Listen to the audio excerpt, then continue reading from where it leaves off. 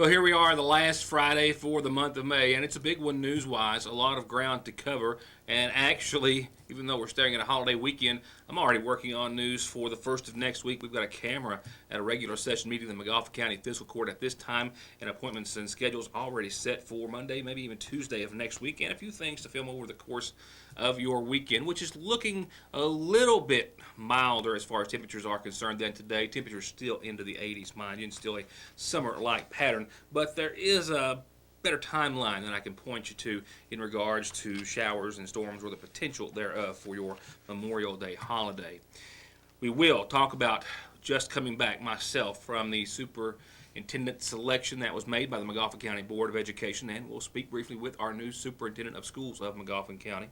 And we'll also talk about a whole lot of things happening in Prestonsburg this weekend, and that will include a big day of races tomorrow for the Hillbilly Drag Racing Championship Series, and district tournament action last night from the Lady Hornets and the Lady Golden Eagles. It was a game to watch all the way through. And just a defensive standoff, and we'll have some highlights and much more before I leave you.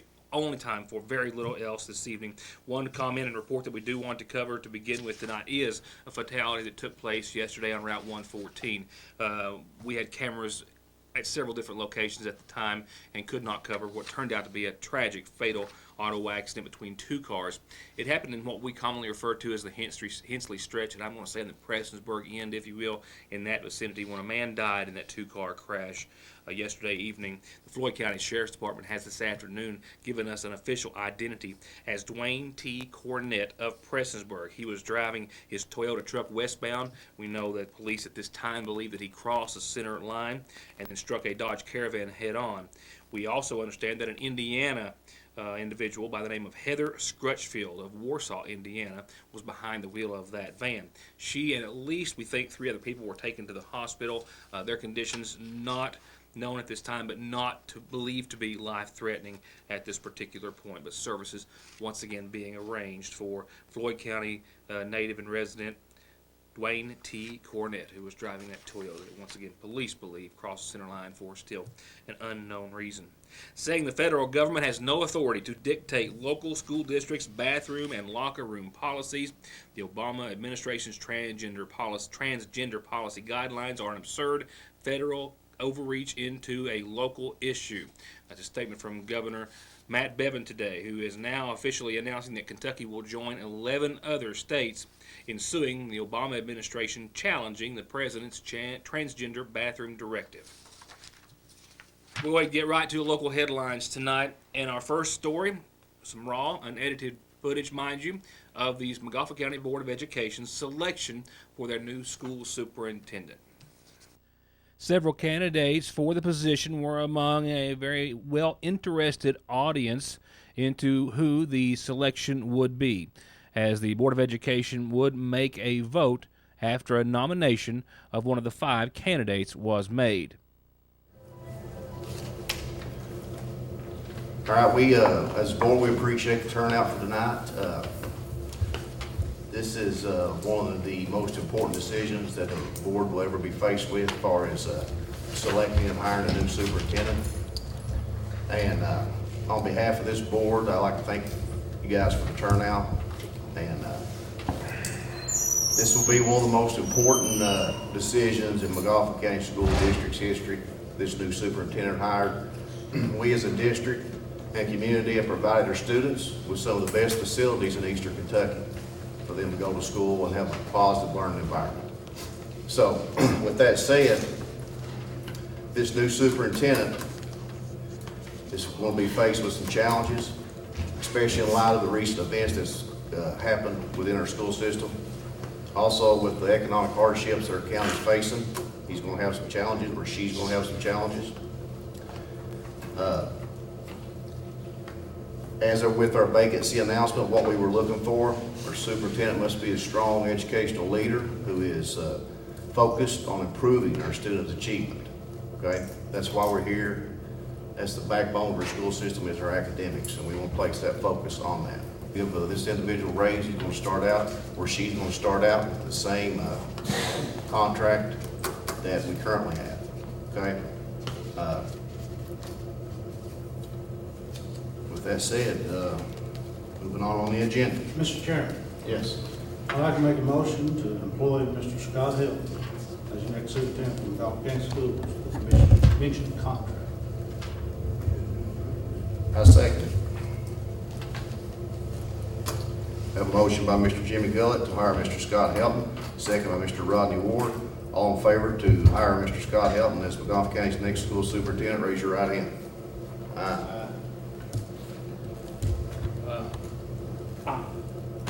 Motion carries. All abstain or all no? Any nays? Abstain. All right, we have one abstain. Mr. Minus Helton. Following that vote, another vote was taken to go into executive session to discuss personnel issues. After re-adjourning the meeting, all board members were present with the exception of Minus Ray Helton. It was then discussed in part the contract which had been negotiated for the new superintendent, Mr. Scott Helton, a contract of $112,000 a year, the same as the current superintendent's salary. It's a 4-year contract that begins July the 1st of this year, obviously, going through June the 30th of 2020. And just briefly, we had a few moments to speak to the newly selected and hired superintendent of schools. I've worked as a teacher for 11 years in the classroom. I was elementary and middle school principal for approximately 5 years, and then I've been at the board for the past 12. So a total of 28 years I've spent in McGoffin County Schools. No, fair assessment that you're able to hit the ground running? Well, yes, I have a pretty good idea of what's going on. There's a few things as far as some of the changes that's taken place with the curriculum and instruction, but it take me a little while to get caught back up on that, where I've been out of the schools for a few years. But overall, I've got a good understanding of what's been going on in the district. And I worked as assistant superintendent for about 6 years, so I know a little bit about some of the things that go on in the central office. And I've done federal budgets and worked with preschool and Head Start, so I understand the budgeting aspect of it, and there's some issues that are going on in the district that we need to address. But yes, we're going to hit the ground running as soon as July 1 takes place. For high-speed internet starting at 15 meg for all of your gaming, movie, home, and business solutions, or to watch TV, including your favorite local channels without a contract, with hundreds of channels and digital and HD quality, and to stay connected 24/7 with friends and family. A direct line to 911, or to give your business the link it needs, choose telephone service you know is always there. Just click on their link on this site to find out how affordable the latest technology in communications can be. Foothills Communications. Let's talk drag racing and tourism at the same time. A lot happening in Floyd County and Prestonsburg over the course of the weekend. Let's start with drag racing, which I referred to briefly last night about a big event set for tomorrow. You know, the sport's been around basically since the first two cars pulled up to a stoplight together. And it's seen a rise in popularity as of late with shows like Pinks and Pastime and Street Outlaws, and if you're a racer, you know what those are, and even if you're not, a lot of folks still fans of the programs. Now a lot of area longtime racers, and some new ones as well, and fans of the sport saw some room for improvement locally, they tell me, and they formed the East Kentucky Hillbilly Drag Racing Championship Series. Founded, they say, on a points system, a set of rules and regulations, and a focus on tourism, all aimed at making it fun, safe, and fair for everyone. With one series raced down and several to go, and a test and tune event tomorrow with a last man standing event at the end, good for $700 to the winner in each of 3 groups. A member of the series tells me that after they started racing at Combs Airport last year, he got an invite to a Pikeville event up at the Riverfield and was impressed with the number of fans and racers that they had, and he, along with Andy Litton of Pikeville Tourism and some others, started putting together a championship series aimed at having a big time with a big payout at the end. We knew we had to have a couple, 3 tracks involved in it. So we spent the next few weeks talking and seeing who else would be interested in it. And we made a trip or two to Moorhead, me and Andy did. And then we made some trips up to Pikeville with Andy's city people. And then we made a couple of trips to Prestonsburg and Paintsville city tourism to see what everybody thought about it. And so everybody thought it was a good idea, so that's how it all started. And then, of course, we'll have 3 different tracks. We got one at Combs, which is a no-prep track, which is our airport that we convert over to a drag race, for the weekend. and then we make it back an airport come Monday morning. And then Pikeville's got a unique system up there in the river field. It's 300 feet, and they start, with a red light actually, like back in the old days, you used to race from red light to red light. So that's unique. We do an arm drop, and then we move on down to Moorhead, and they've got actually a racetrack. So we thought that'd be kind of cool to have 3 different races, tracks, and combine them into a point series. So that's basically how it all come about, and we spent all last year setting it up. So this year we're trying to expedite it if the weather will let us. It's kind of give us a hard time to start with here, but I think we're going to get it going here. We've already had 1 points race, and the point system does work the way we're doing it. So each of the 3 years, including this one, they'll have 2 races at Combs, 2 races at Riverfield and Pikeville, and 2 races at the I-64 Motorplex in Moorhead, and a championship series each year, this year to be at the Combs Airport, and then they'll rotate it thereafter. And at the end of each year, they split a $25,000 pot among the top 3 finishers in 5 classes. First place pays $3,500, second $1,000, third $500. And with numbers like that, of course, it all takes sponsorship, like tomorrow's race, for example, sponsored by Sagersville Coal Company, who says that after seeing how the organization had structured the series, that he wanted to be a part of it. Like Huggy said, we've been friends for probably, at least 15 years, and of course, with Mayor Stapleton, he was actually a trooper in McGoffin County when I was circuit clerk, so I've known him for several years. Huggy told me early on what they were doing and the type of venue they were planning on putting together, and they were going to set rules and they were going to enforce the rules. Everybody was going to be treated the same. It was going to be a fair race, and which sounded like it should. So then later on, he asked me if I would sponsor the event or help sponsor it. So basically, knowing Huggy, knowing how he will make sure things are done right, and knowing Mayor Stapleton that he will do a good job on his end, I was glad to be a participant, and I'd like to see all the tourism and any events that brings revenue to Eastern Kentucky is a great thing. We definitely need that. And as Jane referred to, it's about tourism, perhaps as much as it is about racing, with local governments and tourism all supporting it and already starting to see the benefits.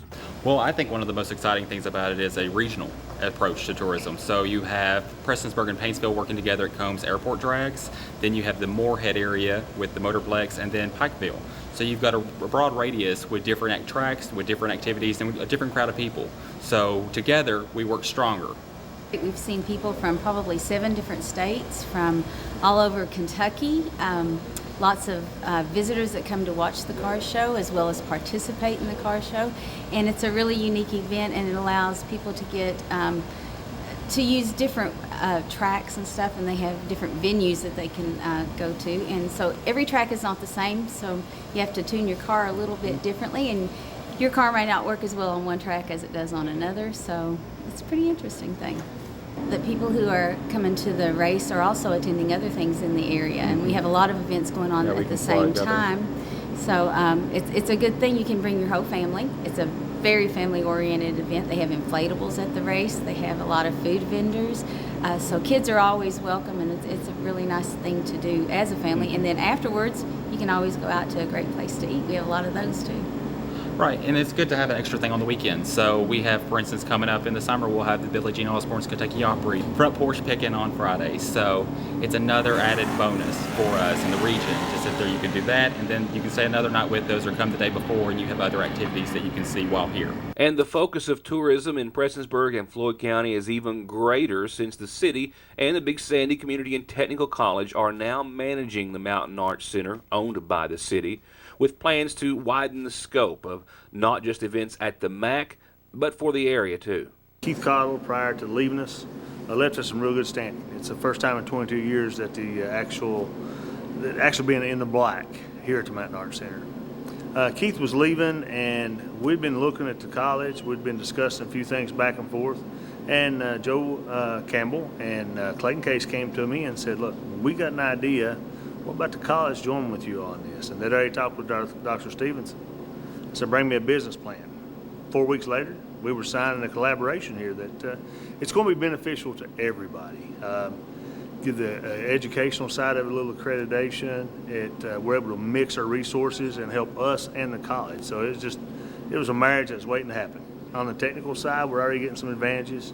We're looking at some different shows. For instance, we're having an Eagles tribute band that will be playing here. I think that's in October 29th, right before Halloween. And I think they've got a costume contest, a KISS tribute band. Anybody that remembers the KISS Army? I was there. So, and we're excited about this. We're getting some different genres in here. And we're starting to move in a little bit different direction. And we're going to be able to build on what we had that was good and stable and move out in some different directions and make some things happen. Just this weekend alone, we have the race going on. And then at 8 o'clock on Saturday morning, we're leaving from behind Billy Ray's on the river. You float to Paintsville. For $10, we bring you back, we bring your boat back, and Paintsville Tourism feeds you a meal. It's about the way the water's run right now, probably about 3, maybe 3.5 hours on the water. It's beautiful scenery, wildlife. It's really an enjoyable trip, very relaxing. We've always got something going on around town. We have 2 5Ks planned for this weekend, one in the morning, one in the evening, and on Saturday morning in the municipal park across City Hall, our farmers market's opening up. We're excited about this. They have 18 booths this year. That's huge compared. I think we only had 5 or 6 last year, maybe 8 or 9 at the most. Now we're going to have 18 booths. That's going to be a big event for us. So we're excited. And that's all just Saturday. Just get back with us a couple weeks. We'll have you another list of stuff to do. Hunters and race fans, Saturday, May 28th, Combs Airport, Eastern Kentucky. 2016 Drag Racing Series in conjunction with Mason Coal Incorporated, also Paintsville Prestonsburg Tourism's proud to present Last Man Standing with thousands up for grabs, 3 different drag racing classes, plus test and tune, inflatables, food and fun, and special guests from the hit TV show Pink's All Out. Rockin' Rob Cherkis will be calling the race. Gates open at 8 a.m., test and tune 11 a.m. Last Man Standing starts at 3 p.m. Where Combs Airport, when Saturday, May 28th. Be there! I arrived at the 57th District Girls Championship game last night at the bottom of the 4th inning to a defensive standoff that, as you're about to see, would last till the end. I also arrived after I was told Magoffin County pitcher Hannah Skaggs may have torn the same ACL that kept her out all of last year. She last night pivoted, as I understand, to catch a hit pitch and went down. More on her condition in just a few moments. Now for the game. This bunt back to pitcher Laylee Burchell was one of relatively few hits for either team so far, and it ended the 4th with no runs. Later on, in what was to be the 7th and last inning, it was 3 up and 3 down for Central, with Magoffin County hoping to score in their last at-bat. And when Aaron Boland knocks one to the wall, it looks likely with the winning run on first base.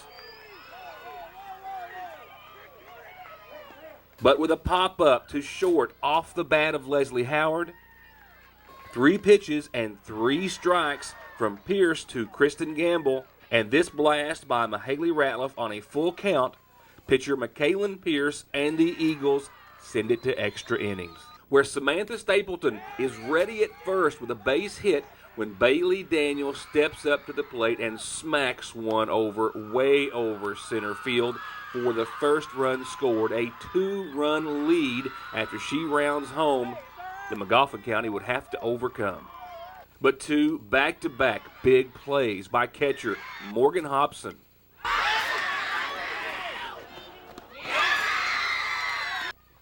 Another huge stand by Pierce, and the 57th District Tournament belongs to the Lady Eagles of Johnson Central. And coming off the field and coming off the big win, Coach Pierce of Central wanted to first express his condolences and hoping that Hannah Skaggs wasn't as injured as everyone feared when she was taken off the field.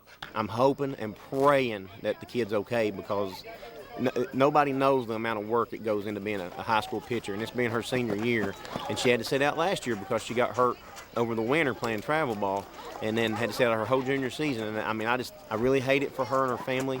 Good people, great kids, and I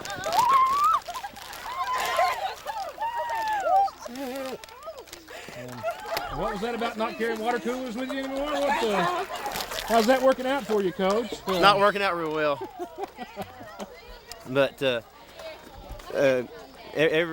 all jokes aside, everything's serious. I mean, I about lost it when she got hurt, because of course the pitcher's my daughter too, Michaela, and I know the time and effort she put into it, and my prayers go to the family. I love her to death. She's a great kid, and I hate it happened to her. And definitely a defensive game, right? Oh, absolute defensive game. I mean, you had 3 pitchers throwing this game, and all 3 of them I thought threw really well. Any one of the 3 could have been an MVP, whoever won the game. I mean, it was great. So let's talk about the last inning. Pivotal, obviously. Yeah, it's very pivotal. I mean, Elena got on base there. That was huge. And then Bailey, before she went up there to bat, I said, Bailey, take a deep breath and relax and just get up there and hit the ball. Whatever happens, happens. And I'll be daggone. She said, Coach, I knew it as soon as it left the bat. And it was gone. It was a shock. It was a great hit. Hopefully we can take this win and keep ourselves together and stay together and keep playing well. We've had a tendency in this season to play well for a while and then go into a slump. So I'm hoping that the focus of getting focused for the tournament will be big for us, and they'll stay focused and get through it. And I had to ask Bailey Daniel a couple of things: how the team has come along this season and what that homer felt like. Well, at the beginning of the season, we were a little hit or miss, not so together as much as we have been, but we've gone together these past few games. We've been playing really well with each other, backing Michaela up, making plays for her. Okay, tell me before the swing and after the swing. What was going through your mind? I had a pretty good feeling. I hadn't had a decent at bat yet, but I had a pretty good feeling, and I knew we had to score. And as soon as I hit it, it felt so good. Congratulations. Thanks. Other awards for your all-tournament team from Sheldon Clark, Howard, from Paintsville High School, Anna Keaton, from Magafa County, Alexis Montgomery, Laylee Burchell, Jazzy Howard, from Central, Shelby Cantrell, Bailey Daniel, Lauren DeLong, Jayla Spurlock, and your MVP, McKaylin Pierce. Magafa County advances on to the regional tournament next week as a runner-up with only 4 losses on the season, 2 of them, including that one, coming at the hands of Central, while Central goes on to 23-14 as the 57th district champion, Magafa County at 23-4. I can also tell you that the Regional Selection Committee meets Sunday. Regional play starts Monday on Memorial Day, so that's all I can tell you at this time. As far as Hannah Skaggs, I did speak to her parents earlier today. She did have an MRI done earlier. They are awaiting the results, hoping for the best. And we're hoping for the best weather-wise for your Memorial Day weekend. You might have to dodge a shower, maybe even a storm or 2, but all in all, it's pretty decent and summer-like forecast. At the 6 o'clock hour, some light showers, a few storms not yet making their way into Kentucky, but that moisture coming up from the south and sporadically hitting parts of the viewing area in eastern Kentucky. And sporadic's going to be a pretty good way to put it for your holiday weekend. This summer-like pattern is going to ride right on out through the weekend and well into next week. And in fact, I don't have an end to it in sight anywhere in the forecast, and that's running through next Wednesday technically. But for tonight, a low of 65, mostly cloudy skies and a 30% chance of showers. You saw them. Tomorrow on your Saturday, isolated showers, then some scattered showers and thunderstorms are possible after 11 to the tune of 30%. It's going to be similar to today. Tomorrow night, a low of 63. Under partly cloudy skies. For your Sunday, a chance of some showers and maybe some thunderstorms after 11. Sound familiar? Temperatures still low 80s for highs, low 60s for lows. However, I'm right now looking at more clouds than I am sun on your Sunday, so keep that in mind. Getting a little tan might not be in the cards for you on Sunday, but hey, it literally could change. Very likely we could see a little more sun than what we're expecting at this hour, because 24 hours ago, that's what we were expecting. Memorial Day, a 20% chance of showers and thunderstorms after 1, mostly sunny, and 82, a low of 63. And Tuesday looks to be a dry one across the board, sunny and clear, 84 and 62, as we all get back to work, most everyone. A lot of folks will have to just keep right on over the course of the holiday weekend. Nevertheless, and Wednesday of next week, 84 and 63, mostly sunny, and then we get back to that small threat of showers and storms.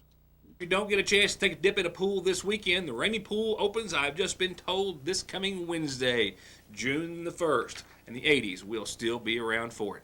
Thank you. Have a safe and a special Memorial Day, and take time to remember just exactly why, indeed, it is designated as such.